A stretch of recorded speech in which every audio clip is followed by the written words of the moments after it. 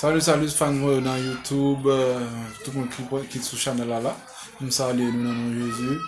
Et nous-mêmes nous pourrons partir pour une deuxième vidéo sur partie des vérités sur l'église. Merci parce qu'en pile dans nous, like et garder vidéo, c'est important. Et nous-mêmes nous allons continuer sur même lancé. Je dis à nous allons parler en pile bagaille, nous allons pause, nous allons tourner.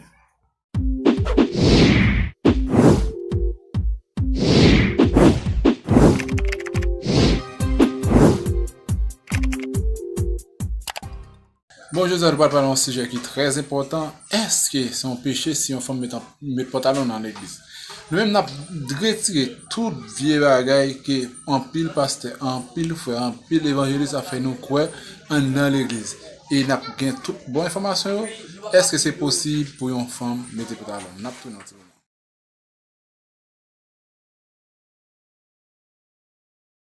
Oui, nous tournons pour dossier.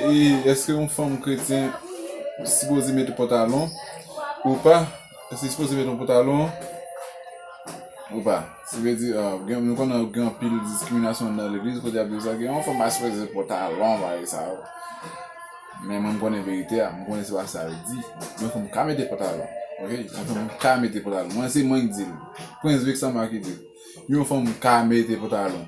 Yeah, on est dans l'église, il peut mettre pour la vie, même l'église, il peut mettre même pour le prêcher l'évangile.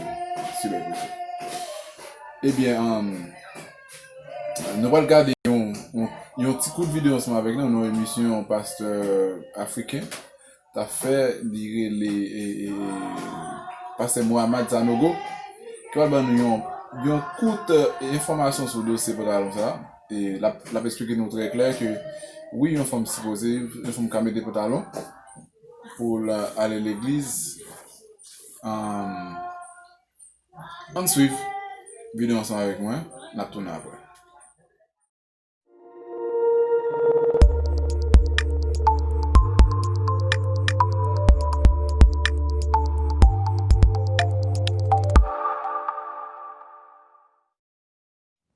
Bonjour, soyez les bienvenus à Pasteur J'ai une question.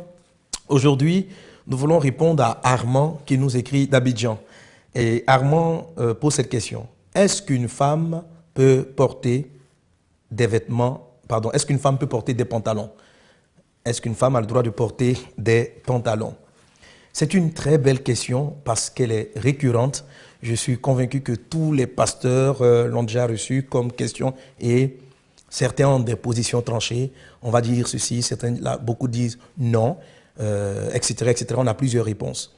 Et généralement, toutes ces réponses s'appuient sur un texte de la Bible, celui de Deutéronome chapitre 22, verset 5, qui donne un message et nous allons le lire afin de tirer la réponse exacte à cette question. Deutéronome chapitre 22, verset 5 dit ceci. Une femme ne portera point un habillement d'homme et un homme ne mettra point des vêtements de femme, car quiconque fait ces choses est en abomination à l'Éternel ton Dieu. Voilà ce que nous dit la parole de Dieu. Amen. Je vais rappeler d'abord dans un premier temps que nous sommes dans ce texte déjà dans l'Ancien Testament. Suivez-moi très bien mon raisonnement jusqu'à la fin. Nous sommes dans l'Ancien Testament. Mais n'empêche que ce texte doit être particulièrement compris. Regardez dans ce texte. Il n'est pas écrit que la femme ne doit pas porter un pantalon. Il n'est pas défini en fait de vêtements. Il n'est pas défini de vêtements. Il est tout simplement dit que la femme ne doit pas porter un habillement d'homme. De même, un homme ne doit pas se vêtir comme une femme. Maintenant, il n'y a pas de pantalon là-dedans. Alors, c'est une question qui est large. La tenue vestimentaire est maintenant une chose culturelle, Dans votre culture, qu'est-ce qui est vêtement d'homme? Qu'est-ce qui est vêtement de femme dans votre culture? La question ne définit pas le vêtement. Si dans votre culture, tel vêtement est défini comme étant un vêtement d'homme, alors la femme ne doit pas le porter. Si dans votre culture, tel vêtement est défini comme un vêtement de femme, les hommes ne doivent pas non plus porter le vêtement. Mais il n'est pas spécifié la qualité ou le type de vêtement exactement, parce que ça varie en fonction des cultures. Il y a certaines cultures où la jupe est un vêtement d'homme. Il y a certaines cultures où des hommes s'habillent avec des vêtements qui semblent être des robes, qui dans d'autres cultures auraient été des vêtements féminins, etc., etc. Le problème de la culture, c'est que ça évolue avec le temps. Ça évolue avec le temps. Qu'est-ce que le Seigneur est en train de nous dire? Il est en train de nous parler du travestissement. Il ne faut pas se travestir.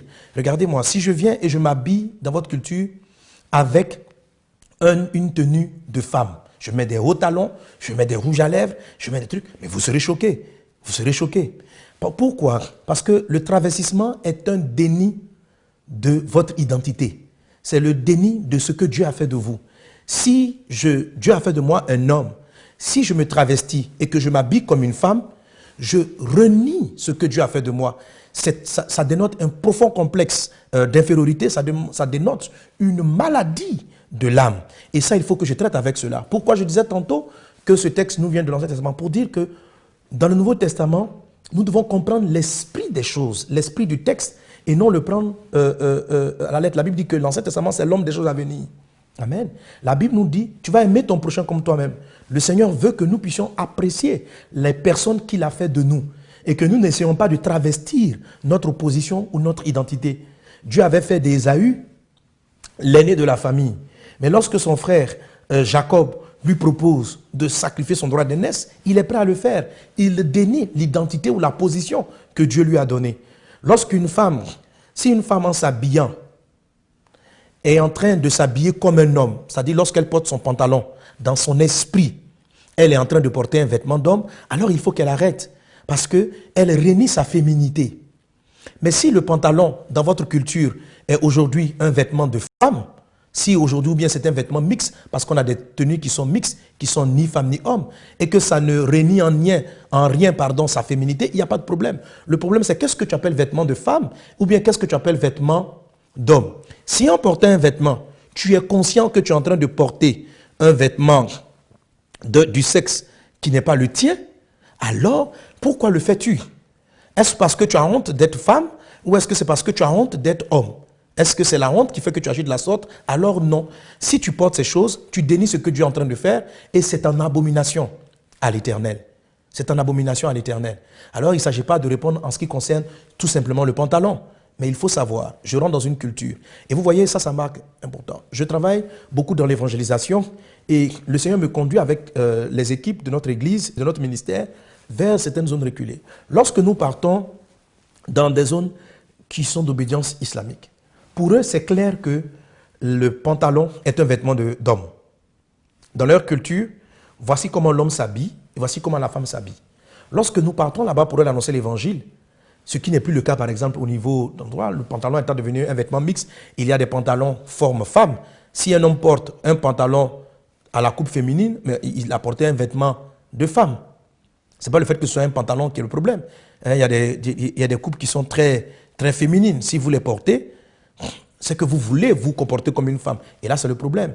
Et lorsque nous sommes amenés à aller dans ces endroits, je dis aux gens, considérez la culture. Et les sœurs, lorsqu'on part, elles ne vont pas porter le vêtement qui est perçu dans leur culture comme étant un vêtement masculin. Comme étant un vêtement masculin.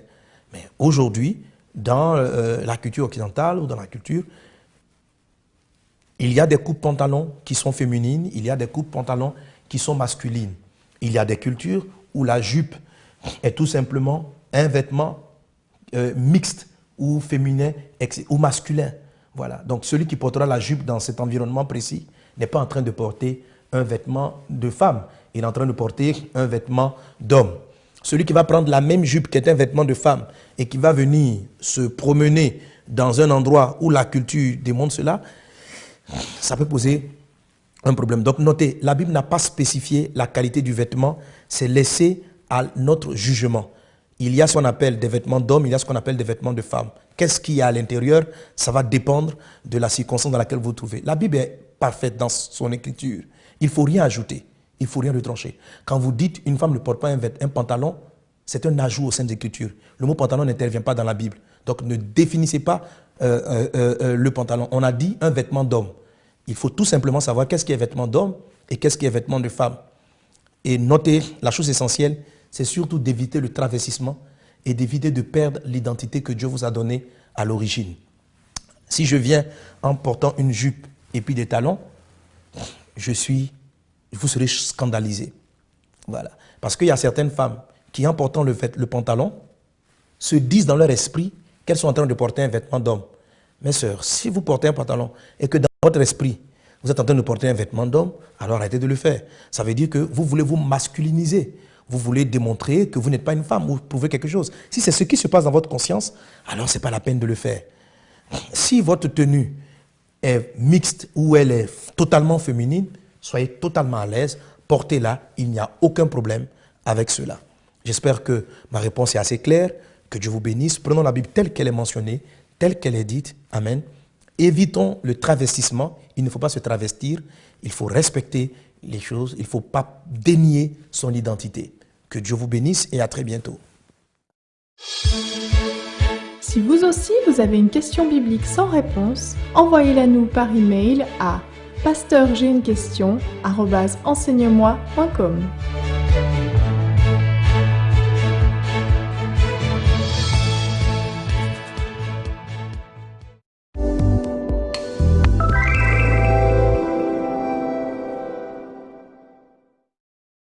Nous sommes là, nous pouvons passer ça, nous avons des précisions sur ça qui est dossier pour l'homme. Pas quoi une discussion sur ça. Nous sommes capables de poser des questions sur l'autre bagage, mais pas quoi une discussion sur ça.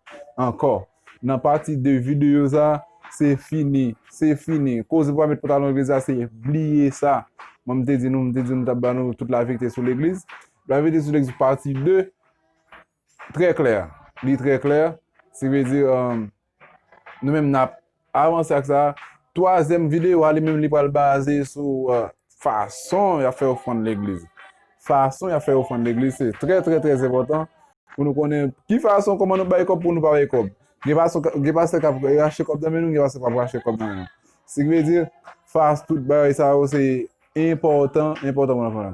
Eh bien, c'est là nous t'ai fini avec vidéo nous même n'a tourné pour troisième partie de vidéo et sur la vérité sur l'église. Merci en pile. C'était Principe Vixama. Toujours abonné à la chaîne là. Abonné à la chaîne là, mes amis. Moi, besoin plus de views. Moi, besoin plus de minutes.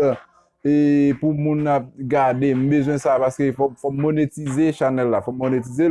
Mandez-nous, s'il vous plaît, faites-en nous et faites-en nous abonner à la chaîne là. C'est très important. Eh bien, c'est la nouvelle fin de la vidéo. Pas oublier, abonner à la chaîne là. C'était Principe Vixama. Ciao.